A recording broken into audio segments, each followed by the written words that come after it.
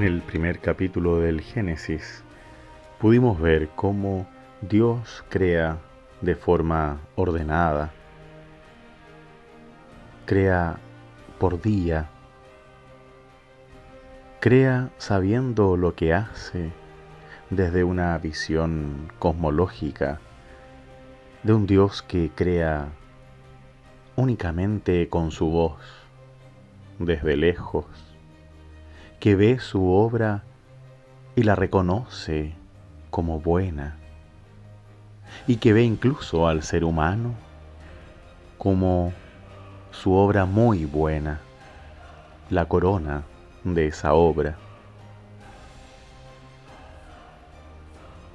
Ese fue el origen del cielo y de la tierra cuando fueron creados, según este primer relato de la creación, según esta experiencia de fe con Dios, desde una creación que se vive en un ambiente muy particular y en una época muy particular, en donde la visión de Dios se establece como lo más similar a la visión de un rey o un emperador que ostenta todo el poder y la autoridad sobre sus súbditos, pero que al mismo tiempo, al ser Dios, se muestra bondadoso, ávido para crear, lleno de dones para dar, y sobre todo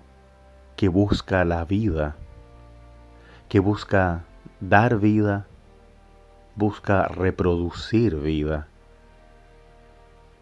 y hace al ser humano para encargarse de ello, que a imagen y semejanza de Dios también domine y someta la creación, pero hacia la vida y para la vida. Que a imagen y semejanza de Dios sea creativo y que cree a través también de su voz y sus manos como ser humano,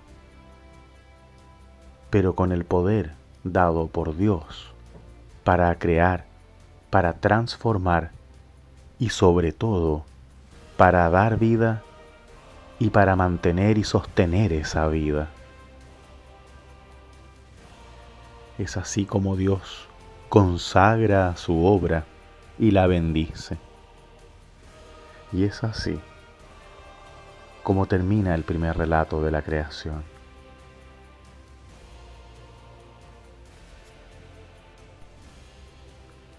Ya en el segundo relato, en el Génesis 2, capítulo 4, en la segunda parte de este versículo, que debido a la división de la Biblia en capítulos y versículos, la primera parte, el inicio del segundo relato del Génesis, quedó dentro también del versículo 4. Y así dice: cuando el Señor Dios hizo la tierra y el cielo, no había ningún arbusto del campo sobre la tierra, ni había brotado ninguna hierba, porque el Señor Dios no había hecho llover sobre la tierra, tampoco había un hombre para cultivar el suelo. Como vemos en este relato, el ser humano aparece desde el principio, desde el inicio, como centro de la creación, como aquel que trabaja de la mano con Dios para hacerse cargo de su creación, para ser parte de esa creación. De hecho, aquí mismo se nos dice que no había nada. En cambio, en el otro texto ya había creado todo. No había ser humano tampoco para trabajar, poniendo de manifiesto que el ser humano en este relato de la creación, en esta experiencia de fe, en esta visión de Dios, está para trabajar, para ser compañero de Dios en la tierra, en el labrado, en la agricultura, en la ganadería. Que este ser humano trabaja junto a Dios, como un solo equipo.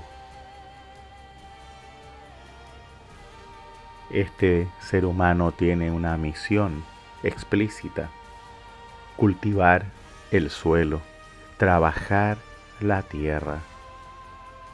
Esto significa también dar vida, como en el relato anterior, pero también enfocado en su vida propia, en sostener su propia vida, su familia, su tribu, su clan. Porque se reconoce que el ser humano necesita trabajar para comer. Porque el que no trabaja, no come. Como también dice el apóstol Pablo. De esta manera, el Señor Dios no solamente busca crear un mundo, sino más bien busca crear al ser humano para que trabaje en ese mundo. Y como veremos, este ser humano será un compañero, un trabajador, alguien que no solamente está llamado a dar vida, sino también a cultivar, a dar sustento a su propia vida y también a la de los suyos.